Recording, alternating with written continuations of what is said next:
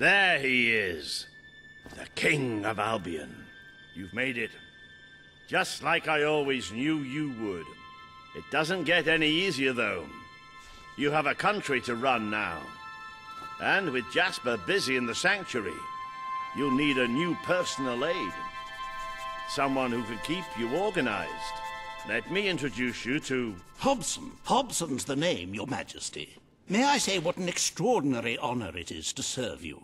I have a vast wealth of experience, I assure you, though I have yet to experience vast wealth. That, Your Majesty, is an example of the sense of humor which will no doubt make our time together such a delight. No doubt. Well, I'll leave you two to get better acquainted. I should begin preparations for the trial. The trial, of course. The very first item on today's agenda. Among my other qualities, I am well versed in toadying, public relations, and time management. And I heartily believe the key to being a successful king is following a well-scheduled royal agenda. If you will permit me, here are today's appointments.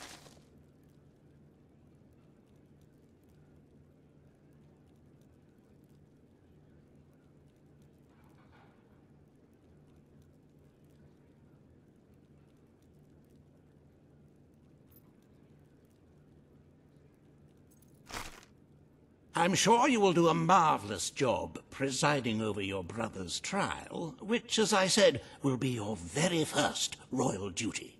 Your subjects await in the throne room for what is sure to be an historic occasion, Your Majesty.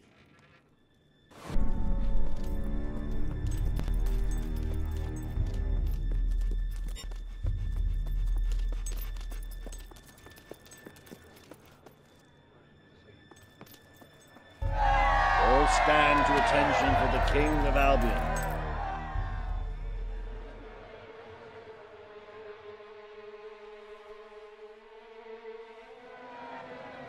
Logan, former King of Albion, you stand accused today of crimes against the kingdom and its people.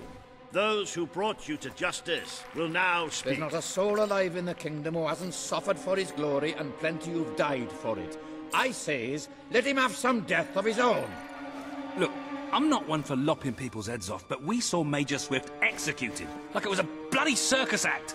He deserves nothing less as far as I'm concerned. But aren't we better than that? Isn't that why we fought to be here now? I've seen what Logan has done to this city. People starving to death, children forced to work. But killing him now won't solve anything. It is not my place to decide his fate, but his betrayal condemned many of my people to death. He promised us salvation, and then left us to face the darkness alone. I had good reason to break that promise, and I had good reason for the crimes you claim I committed.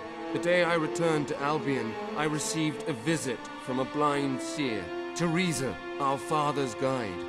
She showed me the future of this kingdom. The darkness in Aurora is coming here, bringing death, destruction, the end of our way of life. The sacrifices I had to make, I did them to protect Albion. If a few had to suffer, it was to build an army. If a few had to die, it was to save a country. I have spent years preparing for this attack. Let me stand by your side now, and all my soldiers will be yours to command. Let us face the coming darkness, together. This is true. If it's really coming here, we are all in grave danger. You have the power over life and death, brother. Now choose.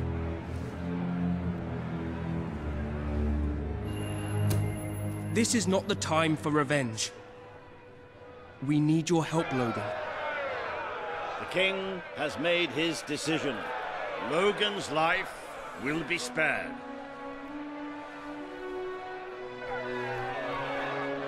I know you will never forgive me for the things I've done.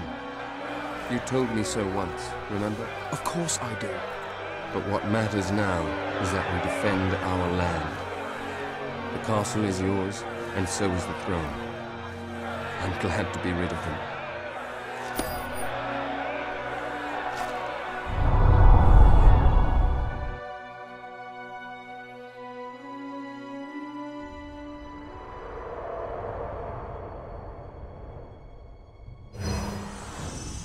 You have fulfilled the first part of your destiny. You were little more than a child when you left the castle. You have become a hero, a leader, and now, finally, a monarch. But your journey is not yet done. Now you are king. You can know the truth. Albion will soon be attacked, and the threat could not be greater.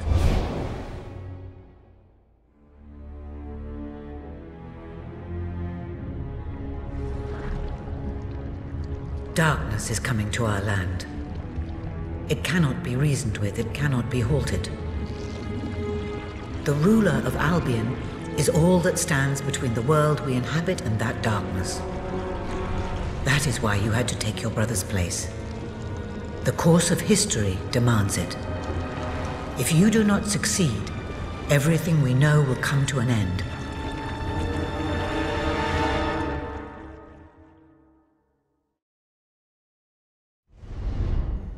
Why didn't you tell me all this at the start? It was never about Logan, was it? I told you what you needed to know, and I never spoke anything but the truth. With Logan on the throne, Albion would have been doomed. This much I know. Only with a hero wearing the crown do we stand a chance of survival. And how do I stop it? You won't. Its arrival is inevitable. 1 year from now, the darkness will fall upon Albion. All you can do is prepare, and hope to save as many of your people as you can. How you do so is up to you.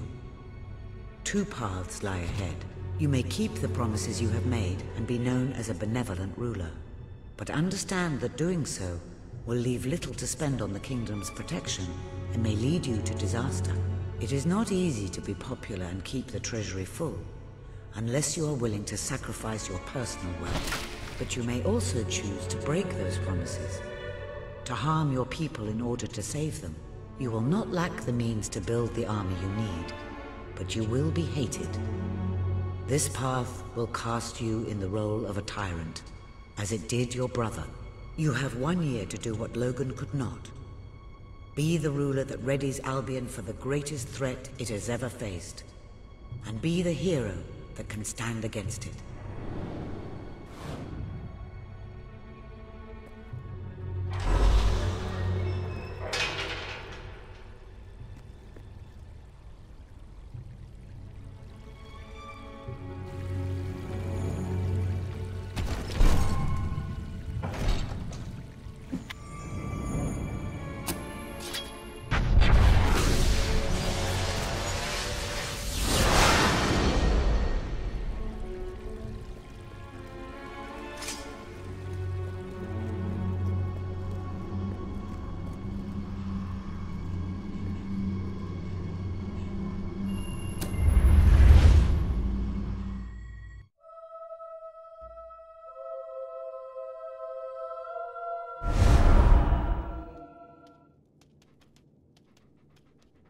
Your Majesty, I'm not sure what to say after receiving such news.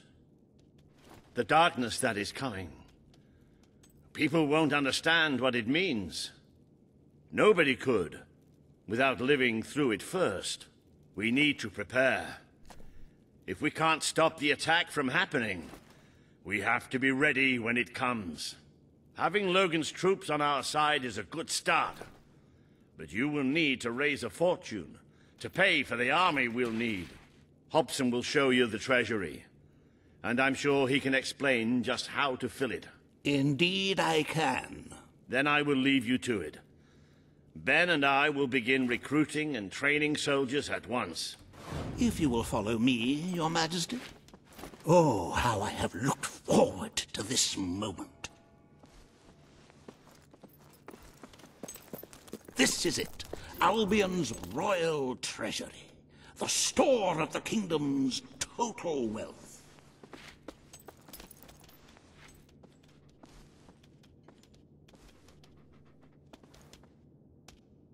It's, well, not as replete as one would like, but just imagine this room shimmering with hills, valleys, and plateaus of gold, a topography of riches going all the way up to the ceiling.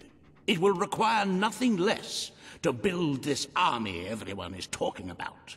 Which brings us to the second item on today's agenda, and one I'm personally very excited about. Setting the tax rate for the coming year.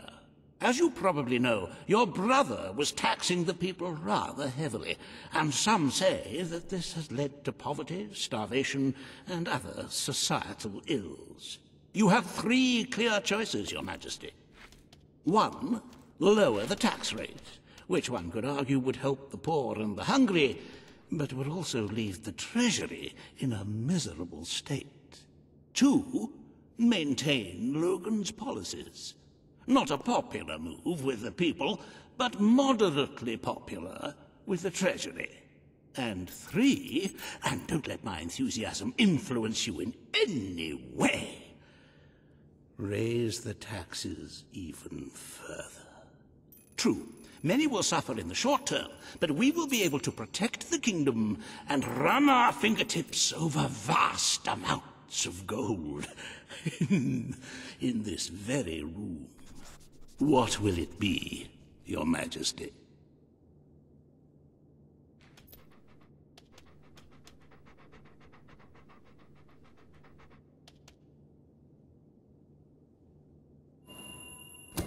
Very well, Your Majesty. Well, how very noble. Yes, I suppose noble is the word. How very noble of you. The people are no doubt dancing in the streets.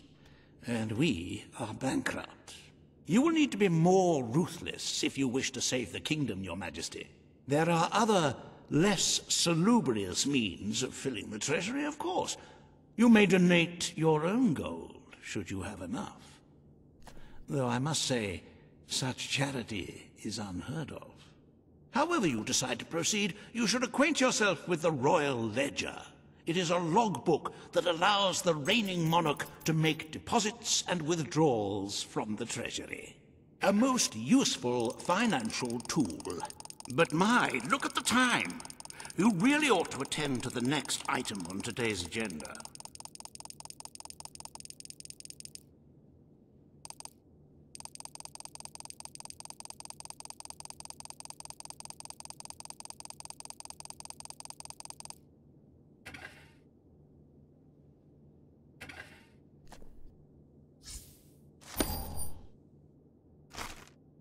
Riva has a most intriguing proposal for you in Bowerstone Industrial. Now, I know you have had your differences, but it is time to put those behind you and work together. Nobody can raise money like Riva can, I assure you. I have seen to it that your appearance among the populace is well publicized, so expect a crowd.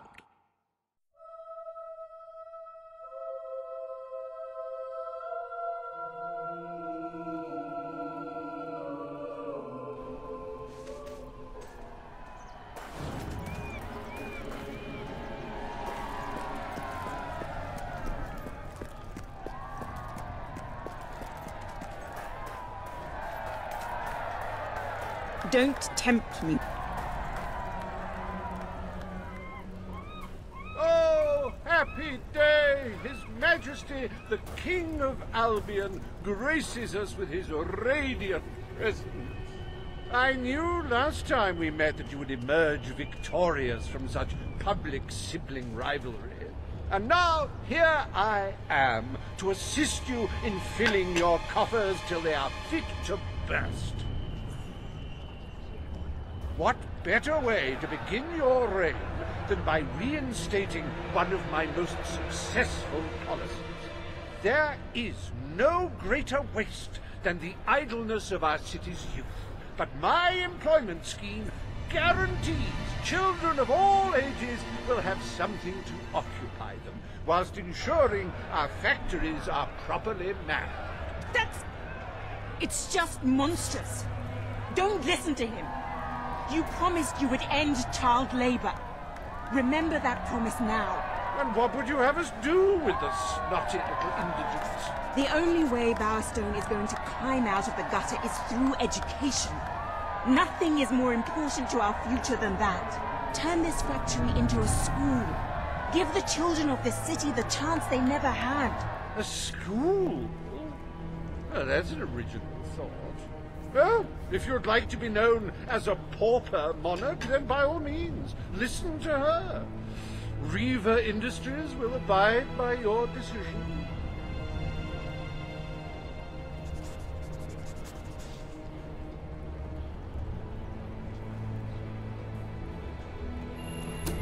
The factory will become a school. Thank you. We can really start changing people's lives now. This will be an Albion worth fighting for. I shall begin the necessary modifications at once.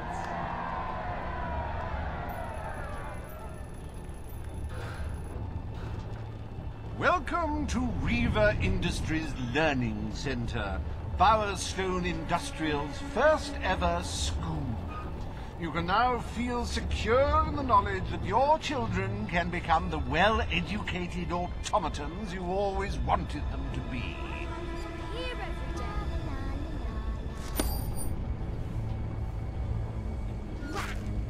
Dogs don't have to go to school.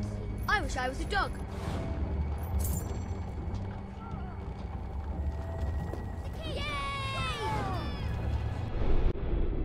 Welcome to the sanctuary. Fancy a bit of counting, do you?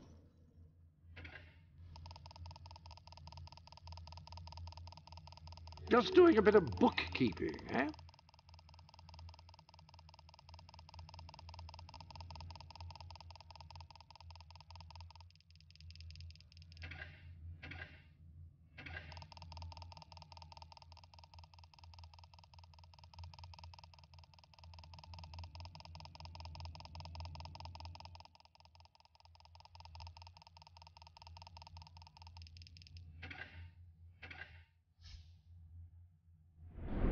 My good...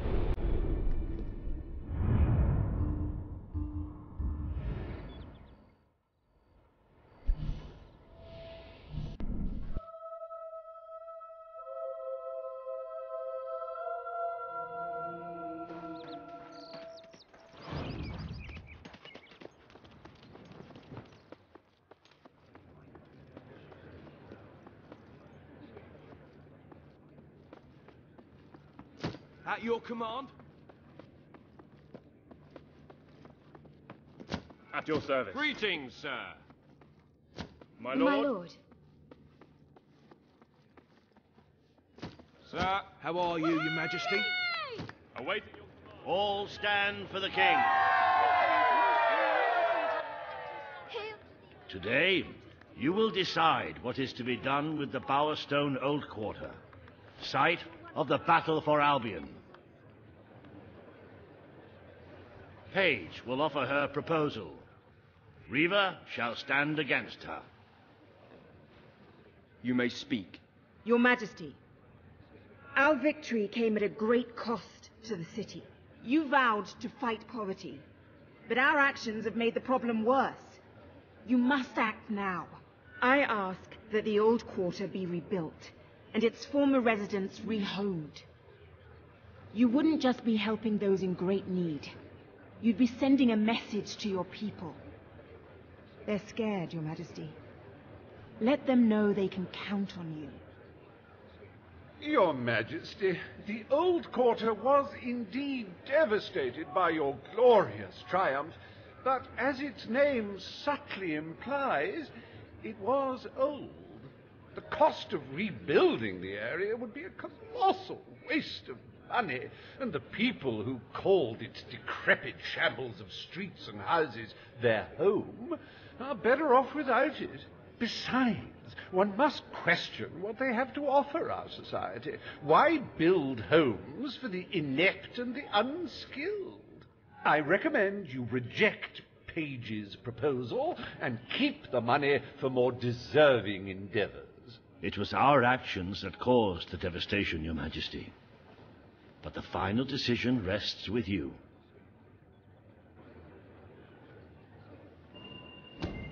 We destroyed the old quarter. It's only right we rebuild it. The king has reached his decision. The old quarter shall be rebuilt, and its former residents will have their homes returned. Thank you, Your Majesty. This will be a very popular move. I suppose there may be something to be gained by rebuilding part of the city. It shows our sense of industry has not yet been dampened. Very well, Your Majesty.